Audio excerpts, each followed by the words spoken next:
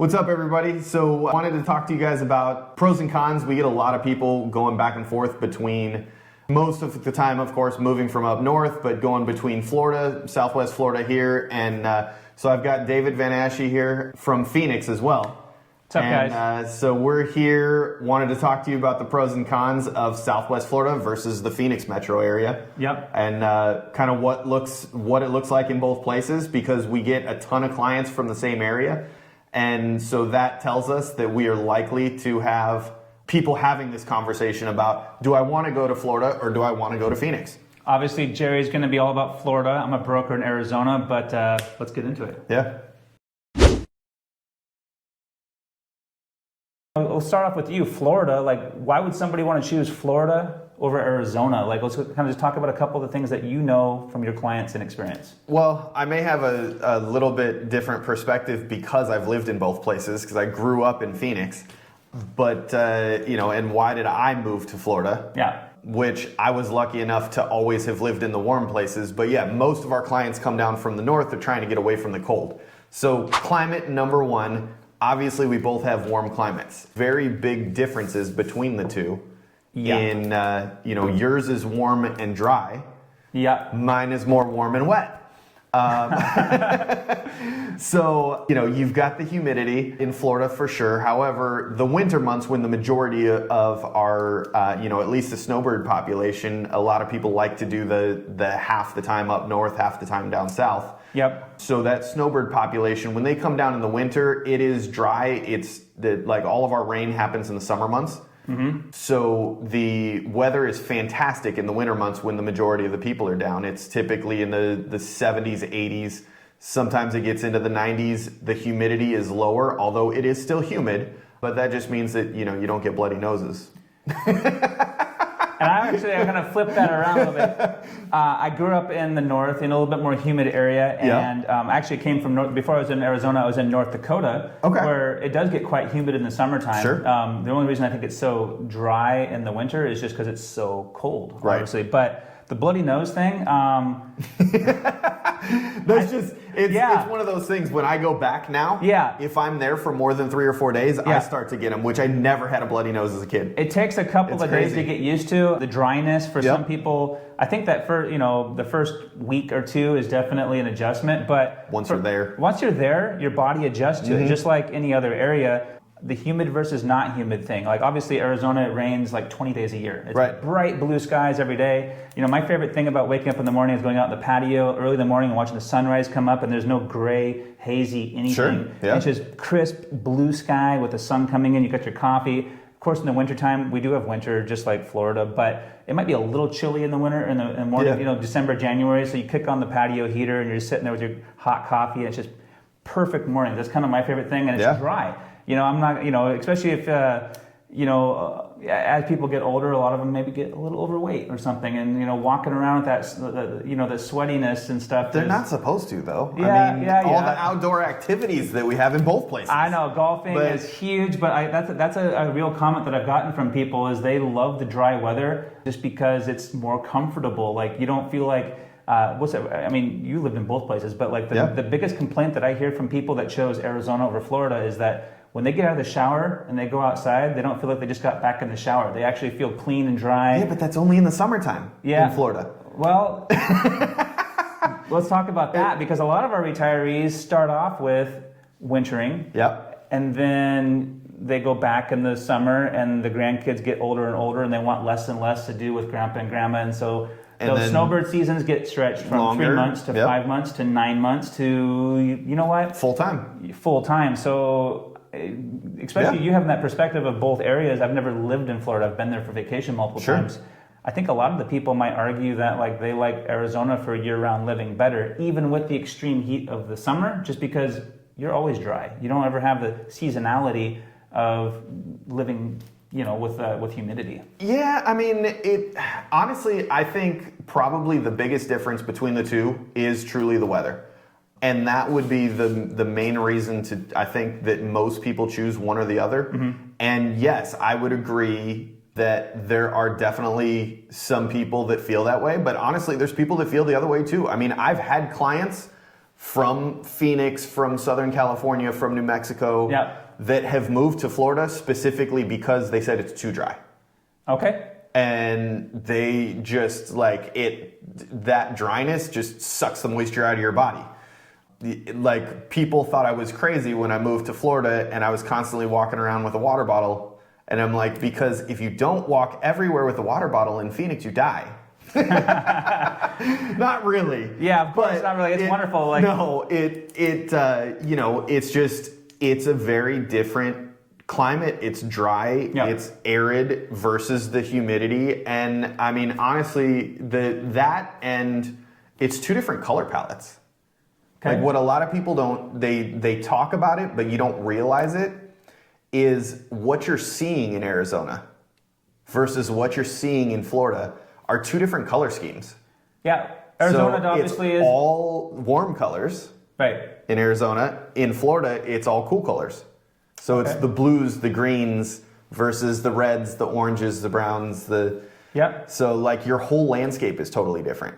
Yeah, you know, it depends on too which part of Arizona. Like, Sure. When I first got there, I was surprised big time of how different, even within the Phoenix metro, the color palette could be. Like up in Scottsdale and North Scottsdale, those kinds of Phoenix, they definitely have a lot less water resources to go around. But out in the East Valley, you know, we're talking Gilbert and Chandler, Sun Lakes, which is really popular, 55 and up neighborhood down there. Yep. Green is everywhere. You'd be shocked. And the reason for that, you might not know because you kind of lived in the Phoenix area as a kid. Yeah, and it's been a while since it's grown significantly. 30 years ago, that whole area of the Phoenix metro was hay fields and it was all irrigated farmland. Yeah, I remember. Massive amounts of water resources. Well, today, instead of growing, you know, alfalfa for cows, that's pretty much gone now. There's a couple of random spots, but it's, you know, 95% of it is now houses. Yep. All that water resource is now used for beautiful landscaping and palm trees and beautiful green golf courses with like full-on grass, whereas some of the golf courses in other parts of the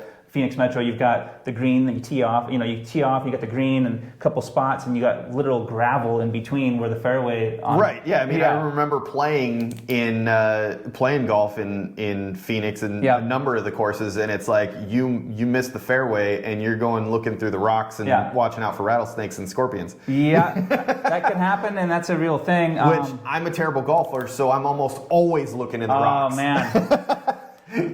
Depends on where you want to golf, of course. Both areas, huge golf communities. Yes, obviously. absolutely. Let's talk about the weather some more. Humidity, obviously, one, but what about hurricane season? Like, what's the deal? Because Arizona?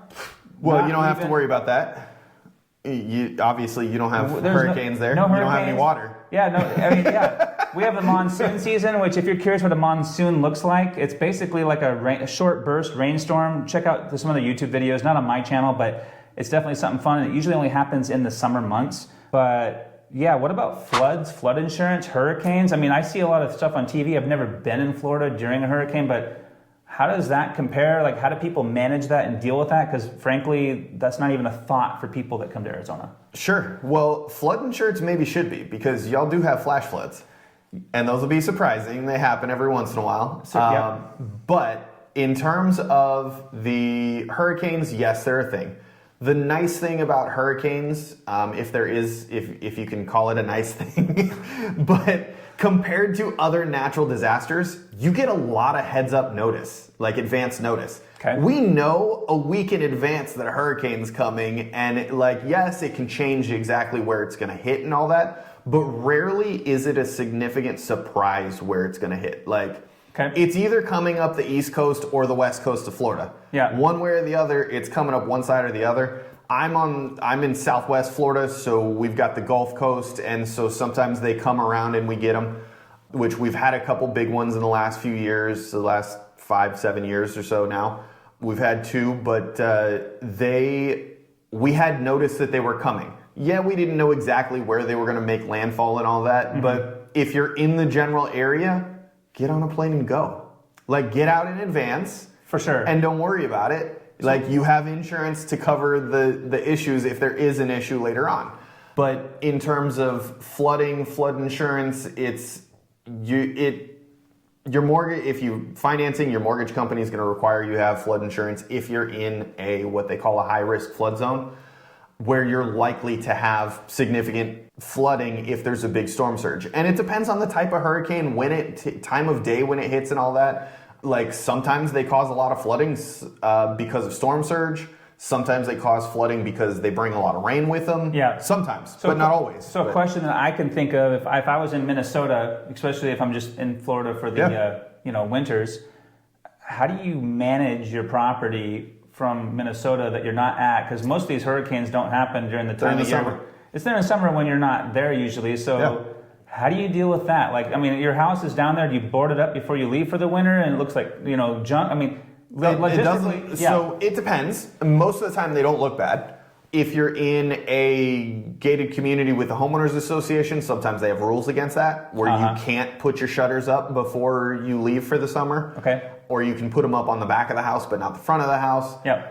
If you're not in an HOA, you can do basically whatever you want. You can put the shutters on and leave. Okay. That's what some people do. There are companies that will come put them on for you. Okay. So you can pay somebody. I mean, I paid for some of my clients.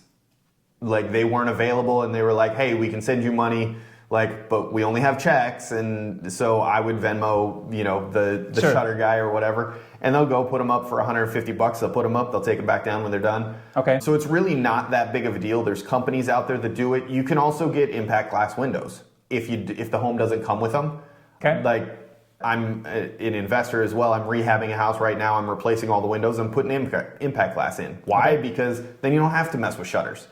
Gotcha. It's just the windows are designed to be able to handle the impact of a certain weighted projectile at a certain wind speed and all that. As long as it hits the window, it doesn't do anything. So in Arizona, one of the things that, talking about windows, never even heard the concept of an impact. Maybe for your vehicle, your cars, things like that. But I guess if there's going to be an equivalent of specialized windows, I think a lot of people, especially if you're rehabbing a home, especially the nicer, homes in Arizona, you're going to want highly efficient glass, especially considering Which impact glass is. Yeah. And you want the same thing. Right, exactly. So I guess that's an analogy, but yeah, a lot of the people that come to Arizona that I've noticed and talked to, and a lot of my clients, they wanted to do, which one's better. And so like I have a client from Chicago that they spent a couple of winters down in Florida, and then they spent a couple in Arizona and rented and went back and forth for 4 years, and they chose Arizona just because, one, they like the drier weather because it's just more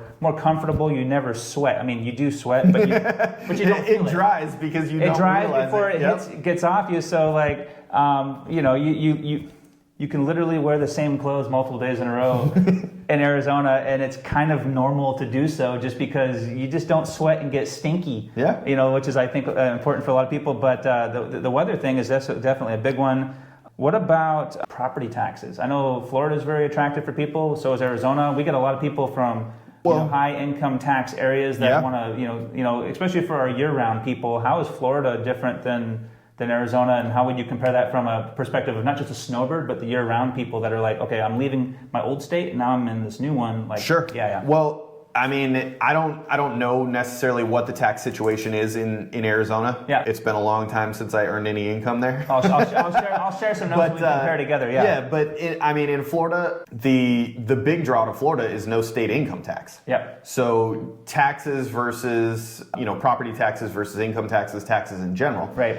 There's no state income tax, so that's a big plus. Almost everybody gets a raise when they move to Florida.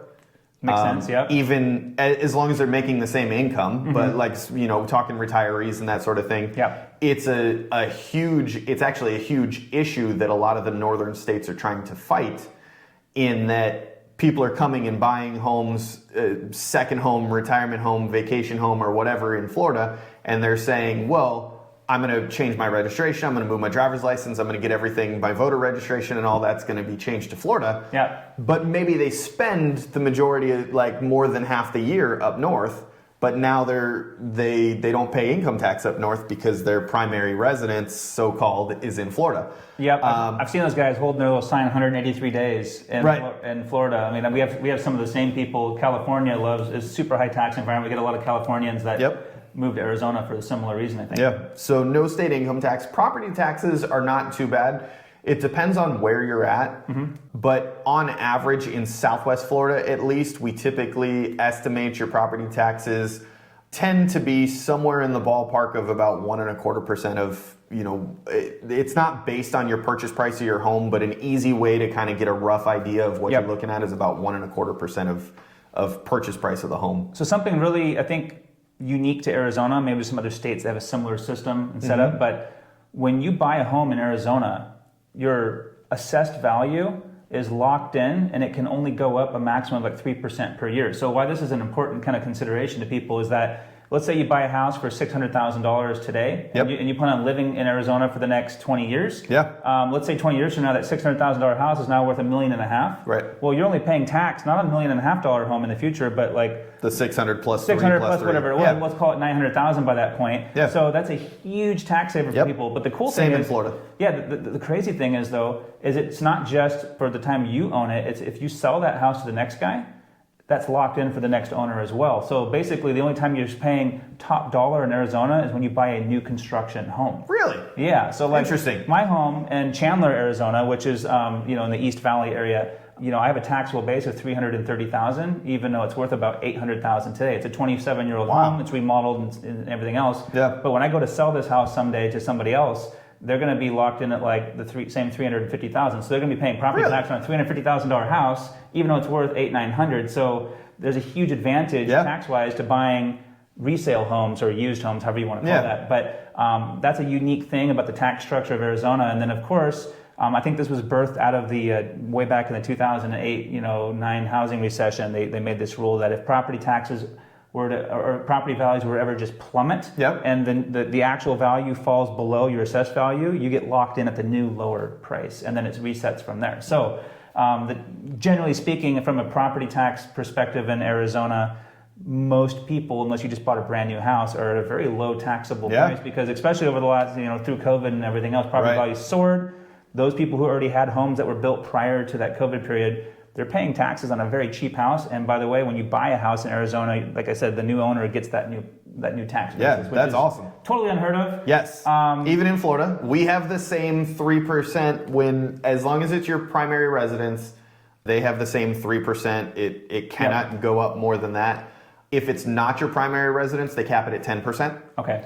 So you still get that, but it's just a little bit, it allows a little bit more higher tax base. But it is, when you sell it, the new owner does get reassessed at whatever the current value is. Like I said, it's not sale price, but it's whatever the county appraiser assesses it at. Usually it comes in somewhere around 75 or 80% of sale price. So Florida, one thing I've never been to the Villages. It's one of the that's not my area. That's not your area. It's not my area, but we have a lot of the same audience. And, and by the way, if you are thinking the Villages up by Orlando or north of Orlando, he definitely has agent friends. I have people. Yes, I don't personally cover that area, but I've got plenty of people that I can connect you with. That do. Right. So 55 and up communities. We have a lot of them in the Phoenix area. But I've researched. So does Southwest Florida. Florida. The Villages is almost entirely 55 plus. Yeah, and it's insane. It's like a totally different animal. But what would you say to somebody who's kind of considering a 55 and up community versus just living in a normal neighborhood where you might have kids or other things going on? Like, what are some of the key things going on in the mind of somebody that's wanting to retire in Florida, and they're kind of comparing these two things? And maybe you actually don't even know about these 55 and up neighborhoods. It's a different concept that's not. It's pretty specific to, let's say, Florida and Arizona, a little bit in Texas, I think. But I was surprised. Actually, I've got some clients that I had no idea that I thought the same thing, but they're in Iowa. And they live in a 55 and over community. So there are some in different places. I've heard of a few in New York, but they're just not nearly as many of them. Or as robust, I would say, in terms of what they are when they have them. So in Florida, what's the kind of character of some of these 55 and up neighborhoods? Are a lot of year-round residents, or is it kind of a ghost town in the summertime, or kind of what's the? I'll share some of Arizona. Yeah, it depends. So typically, the way they design them in Florida, at least, is they have different types of properties within the community. Okay. So you'll have condos. You'll have what we call attached villas, which are, it could be anywhere from 2 to 6 units usually. Kind of like a row house? They're almost always one floor. Because most people coming to Florida don't want to climb stairs. Makes sense. So you got condos, you got the attached villas. Sometimes they'll do townhouses. single family homes, Yep. and then like typically a smaller series single family home and a bigger series single family home. Yep. And the purpose behind them is that all different types of people want to be in these communities. Yeah. So like typically the people that are only here 3-4 months are going to go to the condos. Right. Less expensive, Lock and smaller, lock it, leave it. They're almost always built with impact glass windows, everything like Got it. Don't have to touch them. You literally lock the door and go, and you don't see it for 6, 7, 8, 9, 10 months. Okay. The attached villas tend to be longer stay, but still part-time. Okay. So like maybe 4 to 6 months. Mm-hmm. And they live a little bit more like a single family home. You don't have people above you, don't have people below you. If it's only 2 units, then you have one shared wall and that's it. Cool. And the way they build them in Florida, everything's concrete block. Mm-hmm. So like you've got a huge sound barrier between you, so you're not hearing your neighbor. Yeah, that's nice. Basically, the only thing you don't have is windows on that one side. Gotcha. And then the single family homes are going to be more full-time or longer stay. Yeah. You know, it actually doesn't So sound that's like how they set them up. So normally they're not really ghost towns. Yes, they're going to be less people, but it's not going to be completely dead. Like if you want to come full time, you're the only one there. Right. Clubhouse is busy. Right. Yeah, you're going to have people. There's activities still Golf set up courses. year round. Golf courses typically. Yeah. Not all of them have golf courses, but they almost always have like a restaurant, fantastic pool areas. A Yeah. lot of times like bar out by the pool. Yeah. I mean, it's all of it. Florida is designed around outdoor living. Like, yes, we get rain in the summertime and all that, but they just put covers. Yeah. You know, you got a covered bar instead of an uncovered bar. Yeah. Well, even in Arizona, we have covers, but not for the rain. Right. We have It's the shade. sunshine. Yeah. We you want need the shade. Yeah. You start to appreciate shade when you live in year-round sunshine, which. Which, you know, I mean, Florida's the sunshine state. So, like.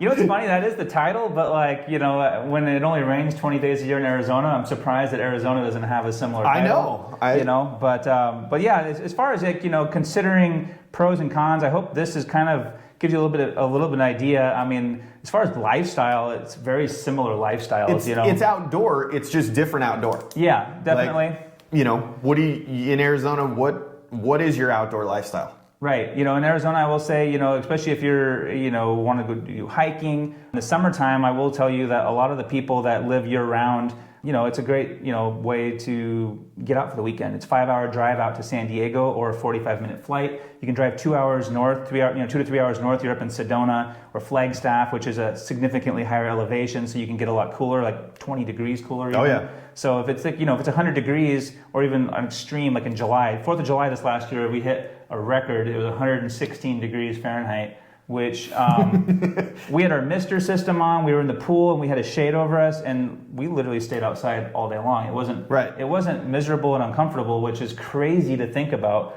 with those kinds of temps. But you know, Florida, at least in we're far enough south in Florida that we almost never see 100 degrees.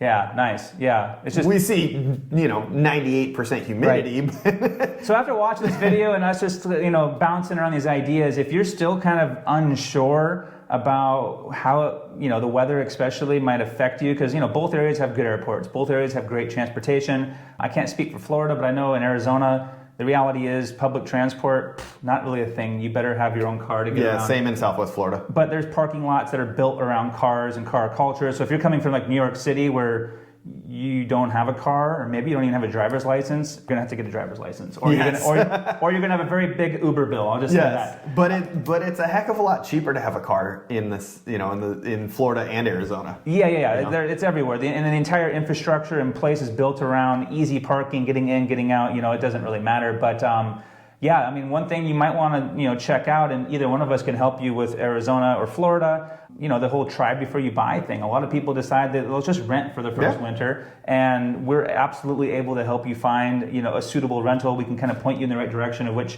you know, based on things that you like to do. If you're a golfer, you know, we both of us have our ideas of the best areas for golfing. If you're more of like shopping and going out to eat and socializing with your friends, and maybe you're not the most like physically active person, there's definitely neighborhoods and spots. A ton of that. So yeah, definitely reach out to either or both of us. You know, if you have questions about moving to or living in Southwest Florida, Phoenix, we got you covered. So thanks for watching. All of our contact information for both of us are going to be down at the bottom here somewhere. Obviously, if you're looking at Florida, give me a shout. We can help you anywhere in the state. And then David for anywhere in Phoenix. All right, guys. Yeah, thanks, Jerry. Appreciate it. Yeah. Thanks for having me on. Thanks for coming. All right.